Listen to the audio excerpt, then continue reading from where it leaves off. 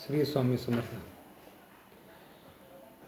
गोपाळबा केळकर महाराजांच्या 41व्या अध्यायातील प्रकरण माझं महाराजांचे बडोद्याचे नेण्याचे प्रयत्न.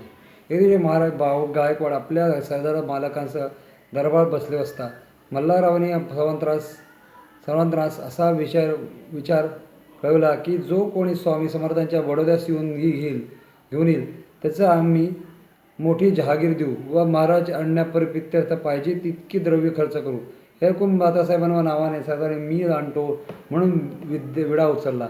मल्हाररावांचा मोठा आनंद झाला व त्यांच्या लवाजमानीशी पुष्कळ द्रव्य लकोडात रवाना केलं.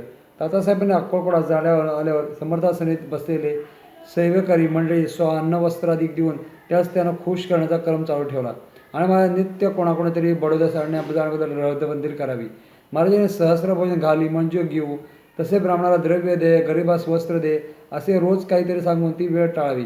याप्रमाणे तात्यासाहेबांनी पुष्कळ खर्च केला. 4 महिन्यापर्यंत तात्यासाहेबांनी महाराजास नेण्याबद्दल भगीरथ प्रयत्न केला. चोळप्पावर महाराजांची मर्जी असल्याकारणे तात्यासाहेबांनी चोळप्पास सांगितलं, कसे करून महाराजा बडोद्यास घेऊन चलाला तर तुम्हाला 10,000 रुपयाची जहागीर मल्हाररावांकडून करून देवी. तेव्हा चोळप्पास तोंडास पाणी सुटलं. एक चोळप्पा महाराजांपुढे जाऊन हात जोडून म्हणाला, महाराज आपण बडोद्यास चलाल तर मला 10,000 रुपयाची जहागिरी मिळत राहे. ते ऐकून महाराज असं म्हणाले, अरे त्याच्यापाशी भक्ती नाही. असं ऐकून चोळास निराश झाला. नंतर दादासाहेबांनी व सर्व मंडळी एक शेवटचा उपाय शोधला. तो असा की महाराजा मेहनत घालून गुपचूक कडप्पा गावापोत न्यावे आणि आगडे तयार केलेली असेल त्यात घालून लगेच बडोद्यास नेऊन उतरावे. हा विचार सर्वांत्रास मान्य होऊन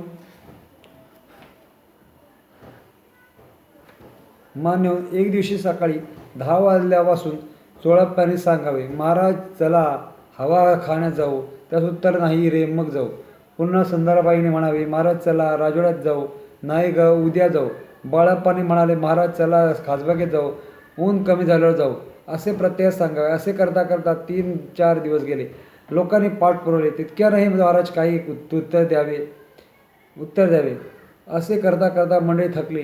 या कामी तात्यासाहेब यांनी सेवेकरी वश कोण्याकरता कोणाला धोतर जोडा, कोणाला शालजोडी, कोणाला 10-20 रुपये अशी लालूच देऊन आपल्याशी करून घेतली होती. असे करता करता एक दिवस महाराज मेण्यात बसले. मग काय सर्वांचा आनंदच पार नाही. जो मेणा उचलला तो मागे पुढे न पाहता थेट कडप्पा गावाकडे चालला. तिकडे स्पेशल आगडी तयार होतीच, परंतु महाराजांची तयारी मंडळीने पुढे कुठे आणली. कारण प्रत्यक्ष दत्तावतारी असून त्यांना ही मंडळी एकदा सामान्य मनुष्याप्रमाणे मानून फसवणार ना. असे कडेकोट तयारी करून मोठ्या वेगाने अकोलापासून ते कोस आबाची वाडी तिथपर्यंत आले. इतक्यात मेणाचा भोई सांगू लागले, मेणा हलका लागतो. हे ऐकून मेणा खाली उतरवला आणि दार उघडून पाहत होतो पाच स्वामी महाराज नाहीत. मग काय विचारता, सर्वांना जमीन आकाश एकच झाले. त्यात काही कळवळ्याचे होते, त्यांना तर मरणप्राय दुःख आले. सर्व म्हणजे जिकडे तिकडे पसरले. कारण हातचे निदान केले. मध्ये सुमारे 2 घटका झाल्या. इतक्यात जेऊरकडून एक पोस्ट शिपाई आला. तो तिकडून हाक मारितच आहे, अहो येथे काय करता. महाराज जेऊरच्या वाटेत येऊन इथून सुमारे 2 कोस एक दगडावर बसले आहेत. मी विचारलं, महाराज अकोल्यास येता काय. नाही रे. मग काय. तसंच धावत आलो तर तुम्ही इथे भेटला. असे एकदा काय विचारावे. असे म्हणजे तिकडे धाव घेतली आणि महाराजांना अष्टांग नमस्कार घालून नागदुऱ्या काढल्या. आम्ही द्रव्याच्या आशेने गुंतून महाराजांनी सामर्थ्य न जाणून असे अकृत्य केलं. अपराधी क्षमा करावे. त्यात कोणी कान उपटून घेतले, कोणी तोंडात मारून घेतल्या. असो महाराज पोट धरून हसू लागले. सर्वांचा आनंद झाला. तो काय विचारावा. मग महाराजांनी घेऊन आले. तात्यासाहेबांनी 1000 रुपये खर्चून शेवटी अपयश घेऊन बडोद्यात निघून गेले. पुन्हा मल्हाररावांनी यशवंतराव म्हणून मराठा सरदारास पुष्कळ द्रव्य देऊन पाठवले. तोही अकोल्यास येऊन त्यानेच पूर्वक्रम चालला.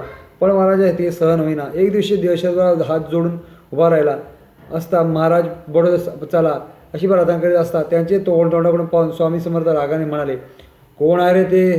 तो बेडी ठोक. याप्रमाणे 3 वेळा म्हणाले. पुढे 2-3 दिवसांनी हुकूम